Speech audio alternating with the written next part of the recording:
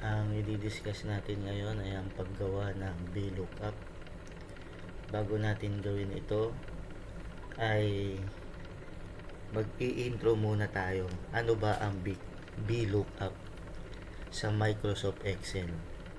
Ginagamit ito para maghanap ng isang value sa unang column ng isang table at kumuha ng katumbas na impormasyon mula sa ibang column.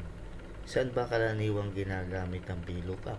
Halimbawa, sa pagkuha ng pangalan gamit ang ID, pagkuha ng position ng employee, o pagkuha ng presyo ng item, halimbawa, o pagkuha ng impormasyon mula sa ibang Excel sheet, o automatic na pag-fill ng data. Tandaan natin, ang pinaka-importanting parte ng VLOOKUP yung lookup value. Ano ang hahanapin? Table array, saan hahanapin? Column index, anong column ang kukuhanan ng resulta? At lalagyan natin ng false kung exact amount o exact match. Kapag true naman, kapag hindi siya eksakto. O para sa trabaho bilang accountant halimbawa o admin, magandang matutunan ng VLOOKUP dahil ginagamit ito sa employee records, inventory, payroll data, invoices, purchasing, at reports. So, magsimula tayo. Gumawa ako ng sample data table na i-apply natin ang VLOOKUP sa Excel. So, let's begin. Ito ay assuming ako ay teacher, no? At itong mga pangalan na ito ang aking mga estudyante. At nagpa-exam ako. Meron akong hawak na 5 sections at nagpa-exam ako ng 4 na subjects: Science, Math, English, Filipino. At nandito na rin naman yung aking parameters sa grading system ko. Ngayon, gusto kong hanapin ang mga detalye o resulta ng aking mga estudyante na hindi ko na kailangang isa-isahin.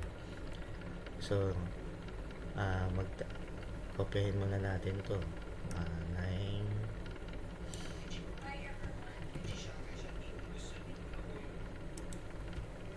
Okay. Yan natin.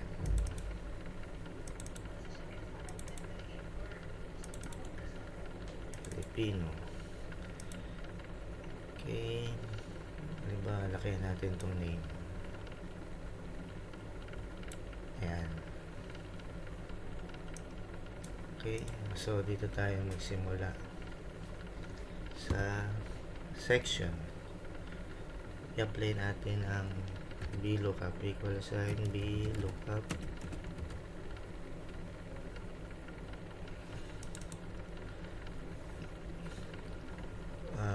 Kunyari,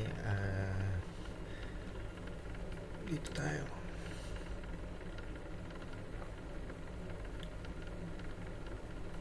Sorry. Medyo malabo ang mata natin. Dito tayo. VLOOKUP.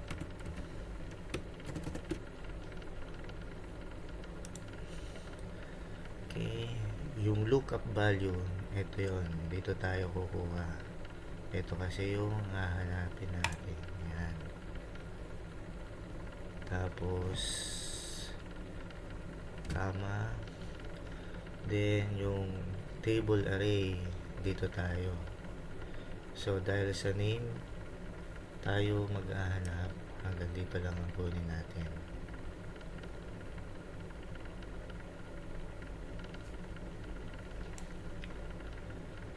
Ngayon, nakuha na natin. Then, i-lock natin siya.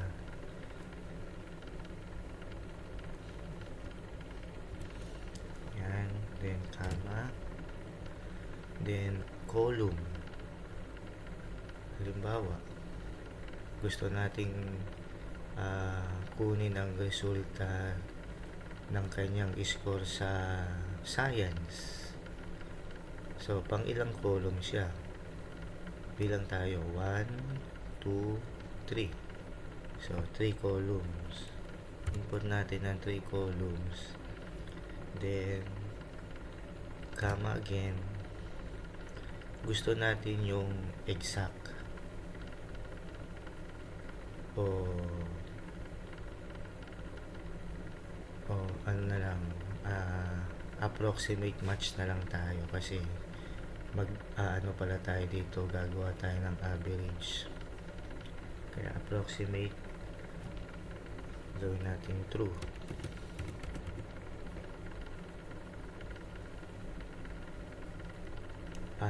No pala, false tayo. Doon tayo mamaya sa average magpo-false, magto-true. Dito false tayo kasi gusto natin kunin ang exact amount. Okay, then enter.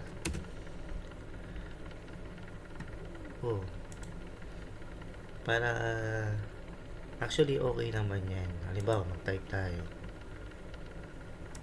si Juan de la Cruz, halimbawa, ayan natin dito 87. So, tama.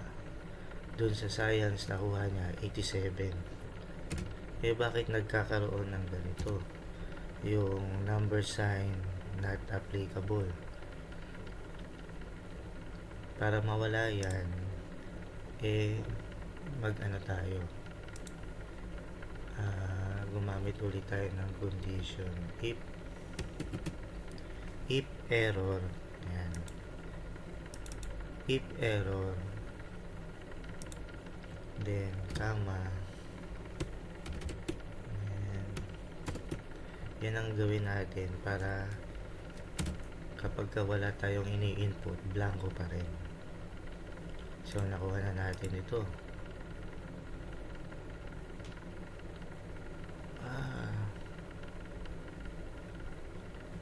Sorry guys, dahil sa malabo ang aking mata, nagkamali ako ng column. Dapat dito tayo.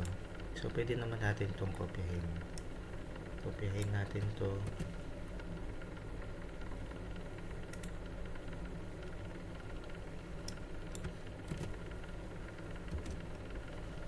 Sorry, hindi pala.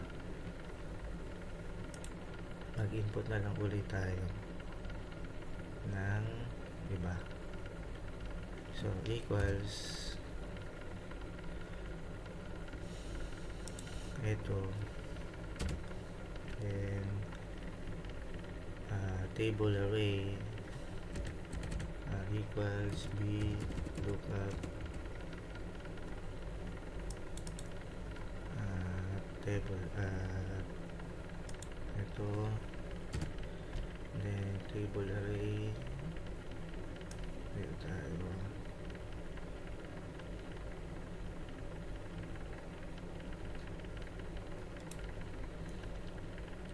okay,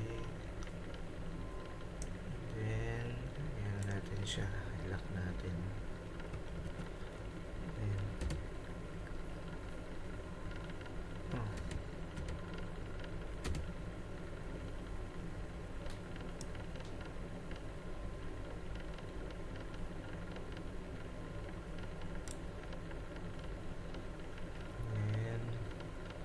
lock natin, comma, pangilang column, 3, so 3,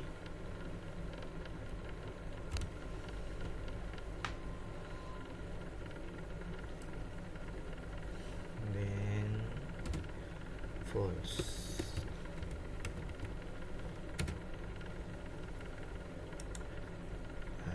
Kalimutan natin yung if error.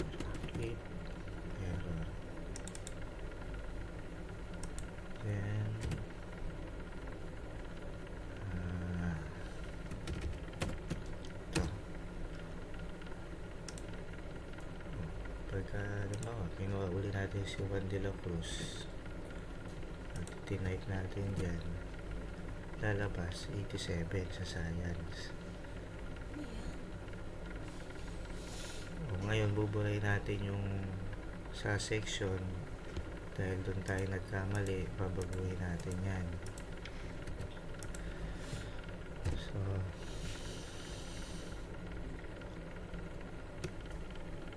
if error ulit para dire-diretso na tayo, then VLOOKUP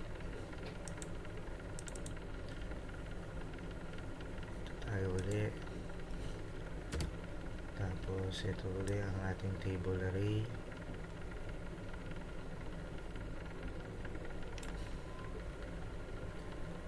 Tapos lock natin.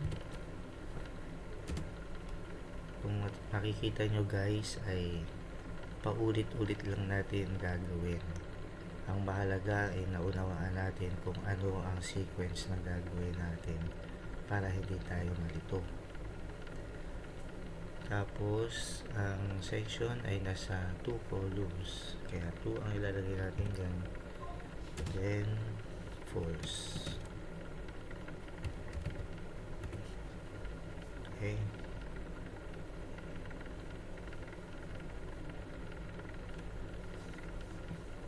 tapos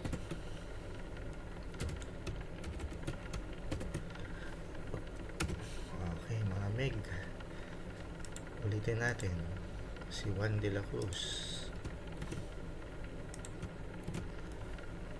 Okay, tama, Juan de la Cruz nasa Rizal at ang score niya ay 87 sa science. Yan, ulit-ulit lang natin gagawin yan. Sa math naman ay ganun din. If error, then VLOOKUP,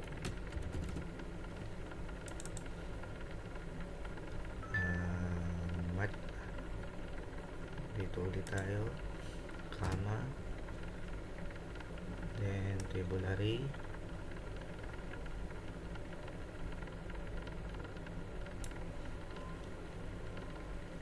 and ilock natin,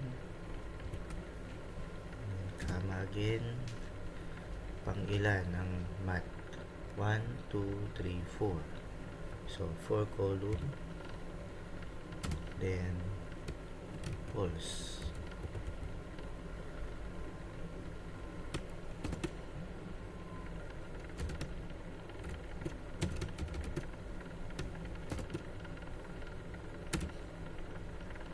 Okay, 92, tama ba? 92. Dito tayo sa English. Ganun din ulit. If error, VLOOKUP,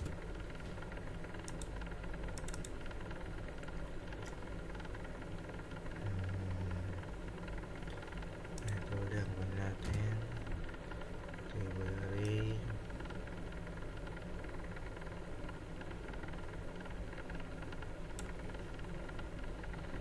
tapos yun natin siya, and pangilang column ang English, 1, 2, 3, 4, 5, 5, and false.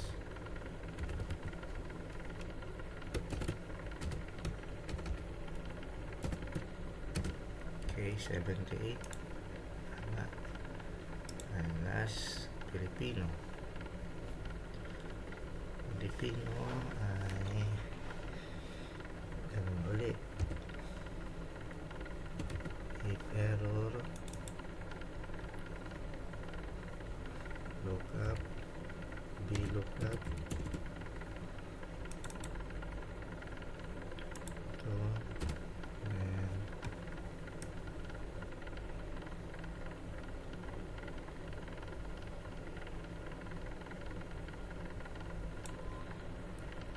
and lock natin, comma, pangilan ng column Pilipino. 1, 2, 3, 4, 5, 6. 6, comma, then false. Then comma again.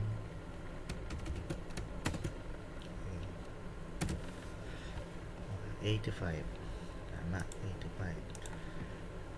So ngayon, gusto natin kunin yung average nito para makuha natin kung ano ang katumbas na grades niya dito sa batay dito sa parameter natin. Kunin muna natin yung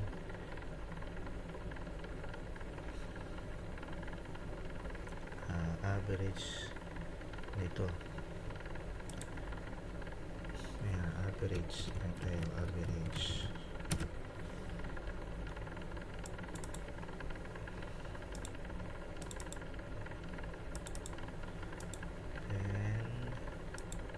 Tapos yung rating.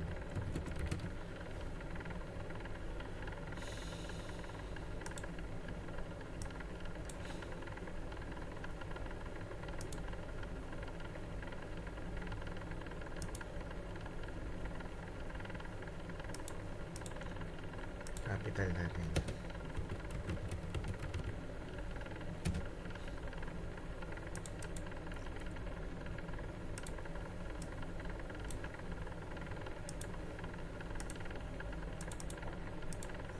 Rating.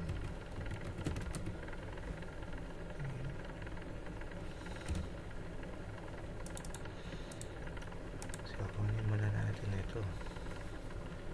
So,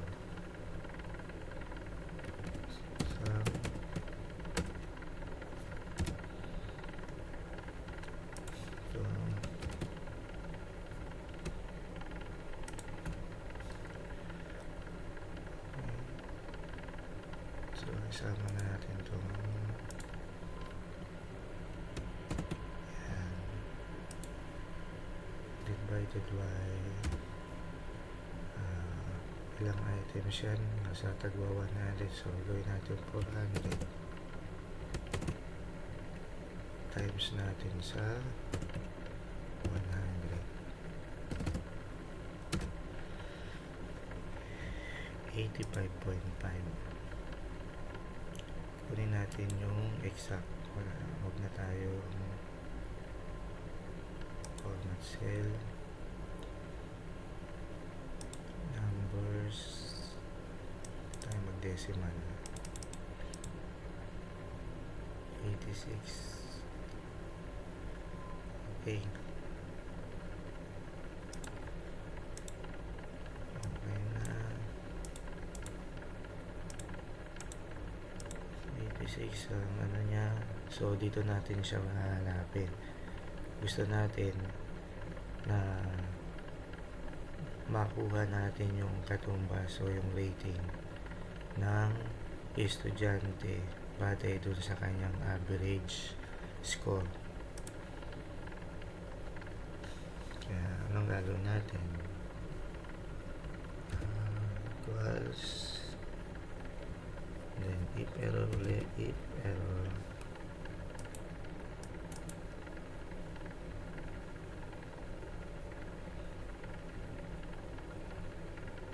So kahit hindi na natin siya, hindi pa na yan.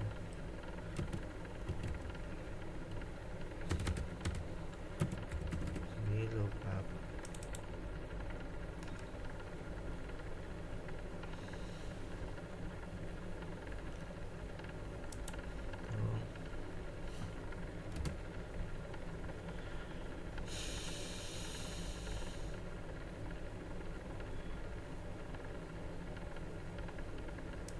Dito.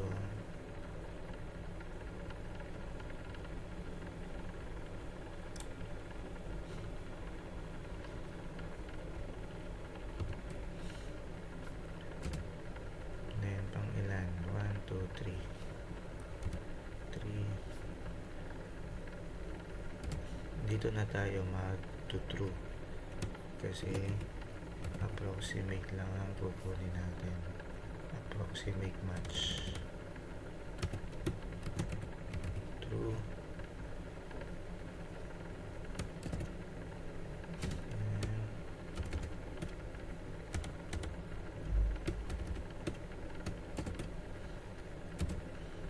Good. So, tingnan natin yung 86. Ang 86 dito ay 86 to 90.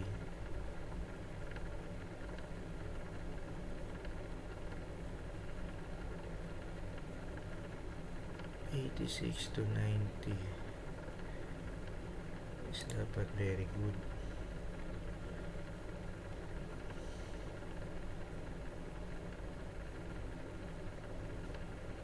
Tingnan natin sa iba. Kaya ano naman. Mabini. Good. 83. Yung 83 naman niya dito 81 to 85. Good. Tama naman siya yan.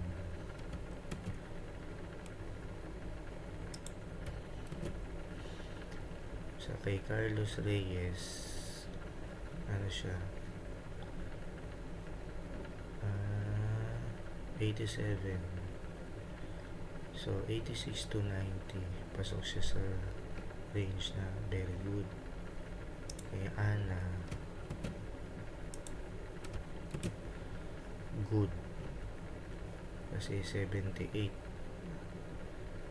Doon sa 78, 76 to 80, good.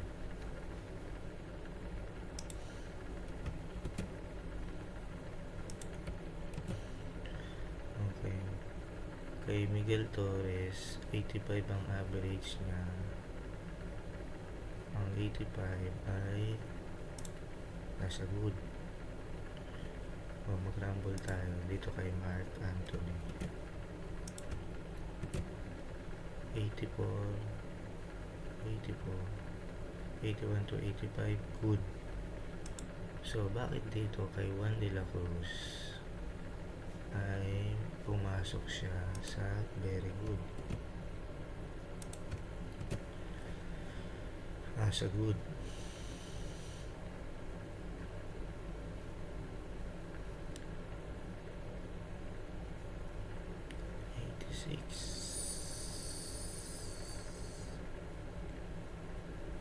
Nasa good.